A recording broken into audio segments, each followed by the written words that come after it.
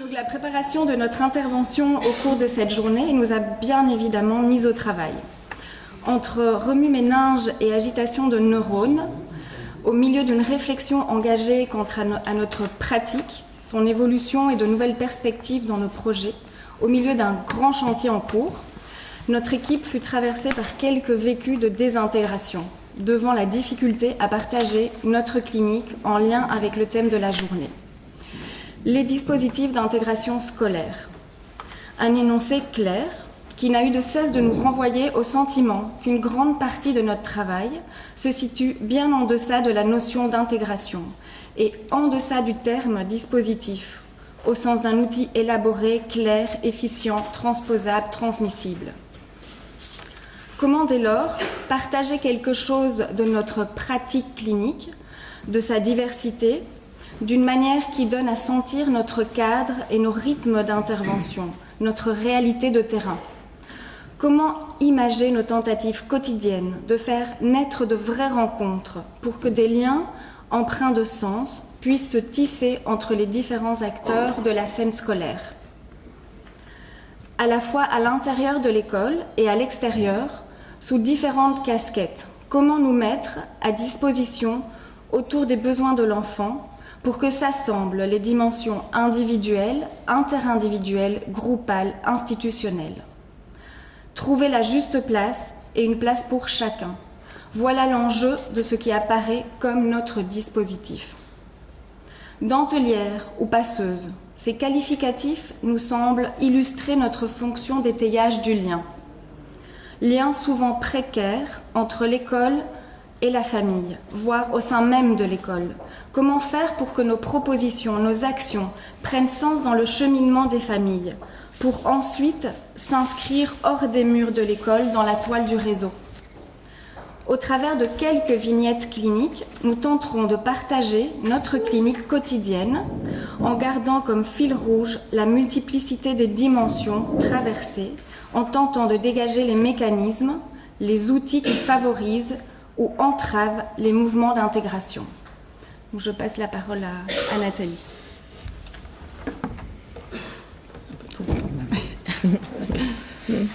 Voilà, moi je vais vous faire une présentation de notre travail.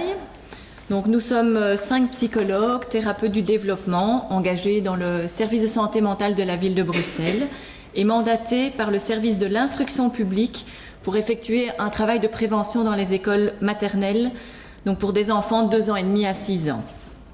À nous 5, nous occupons 4 temps plein et 1 quart et menons ce travail dans 17 écoles différentes.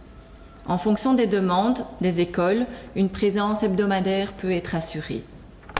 Notre mandat est la prévention dans les écoles maternelles autonomes de la ville de Bruxelles. Il s'agit de sensibiliser aux besoins psychiques de l'enfant et de son développement harmonieux dans ses milieux de vie. Il s'agit de donner accès à la consultation à des personnes qui ne consulteraient pas autrement. Un terme qui nous semble bien approprié serait celui de la consultance. C'est un travail de rencontre délimité et dans un cadre plus que mouvant, mais au sein duquel certains effets thérapeutiques peuvent se dégager et faire office de tremplin véritable vers un dispositif extérieur plus explicitement thérapeutique. En tant que psychologue appartenant à un service de santé mentale, nous travaillons à la demande et notre premier outil est de l'analyser dans sa complexité. Nous nous intéressons à l'enfant dans sa globalité avec l'idée de travailler les ressources existantes et de favoriser un processus de reprise globale du développement. En tant que clinicienne et psychothérapeute, nos outils sont ceux d'un thérapeute individuel. Nous sommes dans la clinique du lien, avec des questions qui vont tourner autour du contenant, de l'étayage, du travail autour des émotions, de la qualité de l'écoute, de la confidentialité. Le fait d'être présente dans l'école nous transporte dans un lieu public. Nous sommes plongés en première ligne dans la réalité scolaire de l'enfant et de l'enseignant. Nous sommes témoins d'une réalité parfois difficile et souvent chargée d'émotions et d'affects. Ce travail de prévention propose la présence d'une institution de soins, un SSM, dans une institution pédagogique et s'adresse à de très jeunes enfants. Notre point de départ est l'enfant et ses besoins, ce qui implique inévitablement un travail constant avec les adultes qui l'entourent, les parents, les enseignants, la direction. Nous recevons chaque demande particulière pour autant que cela puisse rentrer dans notre fonction de psychologue de prévention. Il est assez difficile d'en décrire la diversité, mais aussi la multiplicité des réponses données. Les demandes peuvent émerger de chaque personne de l'école et dans différents espaces, notamment les interstices, comme les couloirs, la sortie de l'école, la cour de récré. À nous de faire le tri, ce qui implique une analyse en profondeur. Nos interlocuteurs privilégiés sont les institutrices et les directions.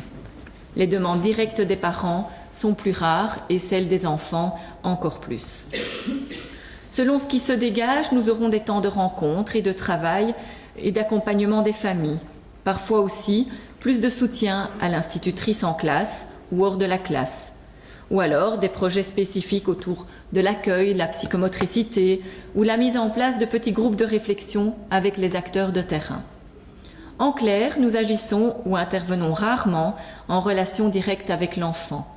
Notre travail consiste plutôt à trouver les ressources des adultes qui s'occupent de lui, les personnes de l'école et ou les parents. Parfois, une autre aide est nécessaire et nous leur proposons de se tourner vers des ressources extérieures à l'établissement scolaire. Une partie de notre travail va s'articuler autour de deux pôles importants qui constituent à nos yeux des préalables indispensables à la réussite d'une intégration. Alors ces pôles concernent d'une part l'accueil de l'enfant et de la famille au sein de l'école et d'autre part la nature des collaborations et des échanges avec le réseau. Alors dans un premier temps, nous allons parler du lien famille-école et dans un deuxième temps, la question du réseau sera abordée.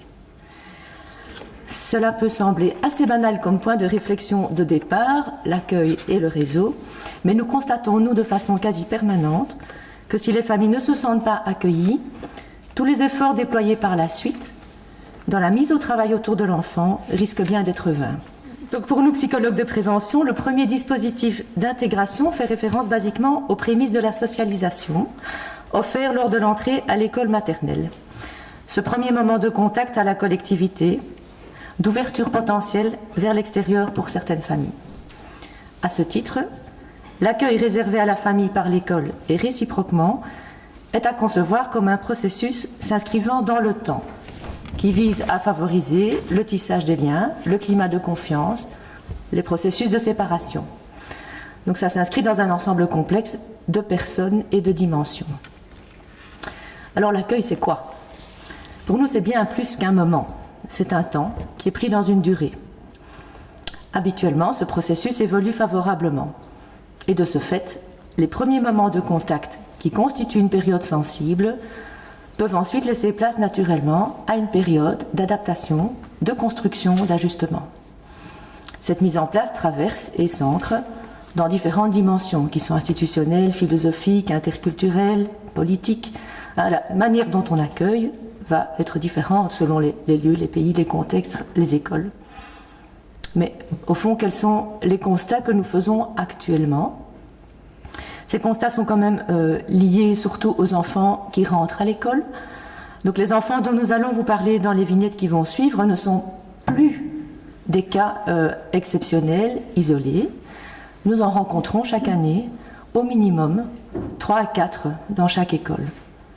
Ce sont des enfants qui, dès leur entrée à l'école maternelle, viennent bouleverser les modalités d'accueil habituelles, mettre à mal l'organisation du groupe. Ces enfants éprouvent la capacité des adultes à créer du lien avec eux, la capacité de les institutions à les accueillir véritablement. Ils présentent parfois des manifestations émotionnelles extrêmes, souvent, pas toujours, associées à d'importants troubles au niveau du contact, ainsi qu'un important retard de développement global. Étant donné l'âge des enfants, ils ont quand même 2 ans et demi, 3 ans, 4 ans, il est rare qu'un bilan ou un diagnostic de quelque chose ait déjà été établi. Pour des raisons multifactorielles. On pense à la précarité des familles, à l'exil, au vécu traumatique, à la nocivité des petits écrans. Il s'agit d'enfants qui se présentent dans un premier temps comme absolument incapables d'absorber quoi que ce soit de la vie collective proposée à l'école. Ils ignorent tout des consignes, Ils peuvent être très intolérants à la frustration, hors langage, très souvent, dans une hyperactivité majeure ou une très grosse inhibition. Ils tentent de s'enfuir, sont violents, souvent, dangereux pour eux-mêmes ou pour les autres. Tout ceci crée de fait rapidement une situation de crise au sein de l'établissement scolaire. Et dans ce type de contexte, nous sommes généralement très rapidement appelés à l'aide par l'école. Alors, comme nous l'avons déjà décrit plus haut, dans ce qui est un processus et dans cette période sensible, on voit déjà comment les situations difficiles autour d'enfants à besoins spécifiques, on voit déjà comment ce processus d'apprivoisement mutuel est systématiquement chahuté. Alors, chahuté pourquoi ? Donc, dans ce moment sensible, vraiment de début à l'école, le temps de la rencontre est modifié. S'inscrit dans l'urgence. Il est conditionné par une demande spécifique. Cette demande signale quelque chose de l'ordre d'une difficulté à accueillir. Très fréquemment, il y a une demande de l'école pour une diminution du temps d'accueil de l'enfant à l'école. Et donc, ce qui est énoncé ou agi peut déjà faire violence. Et donc, au moment même où il faudrait laisser du temps aux familles, l'institution pose une demande vis-à-vis de celle-ci qui lui fait presque inévitablement vivre quelque chose de l'ordre de la stigmatisation, voire de l'exclusion, ce d'autant plus que l'enfant est jeune. Le temps nécessaire qui permet d'apprendre la langue, de faire du lien, de faire groupe, de laisser l'enfant émerger dans la diversité de ses fonctionnements, ce temps-là n'existe plus en tant qu'espace pour grandir. Il peut devenir l'enjeu d'un rapport de force entre l'école et la famille, par exemple, ou d'une réparation face à une blessure narcissique. L'école, quant à elle, ressent la nécessité de proposer très vite une rencontre aux parents pour mieux soutenir l'enfant dans ses besoins et puis soutenir l'enseignant dans la gestion du groupe classe.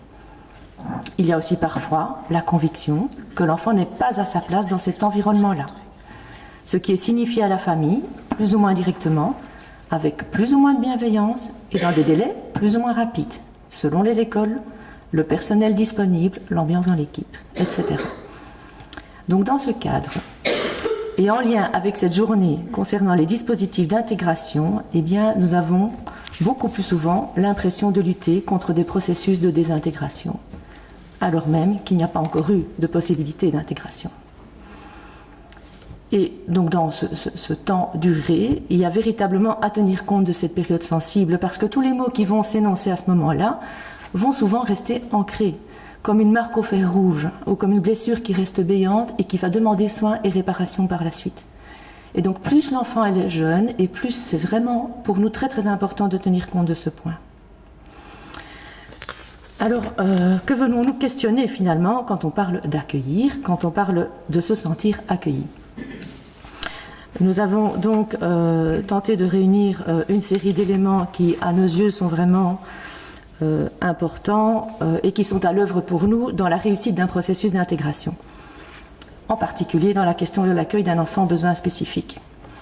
Alors que l'on parle de socialisation ou d'une intervention pour un enfant à besoins spécifiques, pour nous, il s'agira toujours d'abord de s'interroger sur le lien entre la famille et l'école. Alors, quand on vient avec la question du lien, il y a d'abord la question qui concerne un peu le contexte global, qui concerne le contexte global au niveau de la famille. Quelles sont les conditions de vie ? Est-ce que la famille est en bonne santé ? Est-ce qu'ils savent se déplacer ? Dans quelles conditions vivent-ils ? Et puis au niveau de l'école, quelles sont les possibilités réelles d'accueillir ? Comment l'école est constituée pour accueillir des enfants qui ont entre 2 ans et demi, 3 ans, 4 ans ? Comment l'école est aménagée pour permettre aux enfants d'être différents à 2 ans et demi, à 3 ans, à 4 ans, à 5 ans ? Quel est le personnel qui encadre ? Une classe de 15 enfants de 2 ans et demi, c'est pas la même chose qu'une classe de 25 enfants. Une institut qui est avec un enfant, avec une classe de 15 enfants de 2 ans, toute seule, c'est pas la même chose que quand elles sont 2. Donc comment la gestion du temps est organisée dans l'école, comment le personnel, la gestion du temps du personnel est gérée dans l'école, c'est très important. Donc on est un peu au niveau des contenants pratiques, physiques. Ensuite, il y a quand même la question que nous venons interroger, celle des contenants psychiques, la représentation au niveau des familles. Qu'est-ce que c'est l'école? Qu'est-ce qu'ils en connaissent? Quels sont les enjeux pour la famille au niveau de l'intégration ou de l'exclusion, justement? Qu'est-ce qui met au travail quand on se sépare de son enfant?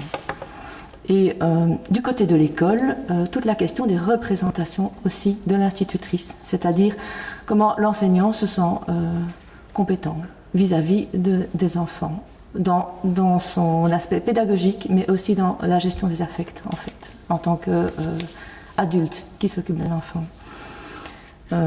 Et alors, l'histoire un peu des contenants aussi, finalement, au niveau des traumas. C'est-à-dire, quelle est l'histoire de ces contenants? C'est un petit peu tout ça que nous allons venir interroger au niveau des vignettes qui vont vous être racontées. Donc, certains de nos outils sont des invariants, intrinsèquement liés à notre expertise en tant que psychologue, clinicienne et thérapeute. Ils participent à favoriser la mise en place, dans un lieu pédagogique, d'un appareil à penser l'enfant, dans toute sa complexité, dans les différents systèmes et dans sa singularité. Alors c'est un petit peu une reprise peut-être du slide précédent, mais donc au niveau des outils et dans cette construction du lien, il s'agit d'interroger les alliances multiples, les possibilités d'identification de chaque protagoniste, repérer les mécanismes psychologiques à l'œuvre, les projections, les dénis, les clivages, repérer les effets miroirs entre les histoires et traumas respectifs de la famille et de l'école, de mobiliser ce qui peut faire contenant à différents niveaux, trouver les ressources pour ventiler les projections négatives, diminuer l'agressivité, voire la violence, et puis recontextualiser la situation sur base des ressources et éléments positifs observés. C'est quand même un moment de vie de l'enfant. Donc cette lecture de la situation va conditionner la manière dont nous envisageons de prendre notre place. Seul, en partenariat avec d'autres professionnels, dans quel lieu? À l'école, ou dans les lieux de consultation, au domicile des familles. Ce qui nous apparaît aussi, c'est qu'en situation de crise, nous sommes confrontés à des vécus très forts et de l'ordre de la désorganisation de la part de l'adulte qui doit gérer l'enfant à l'école.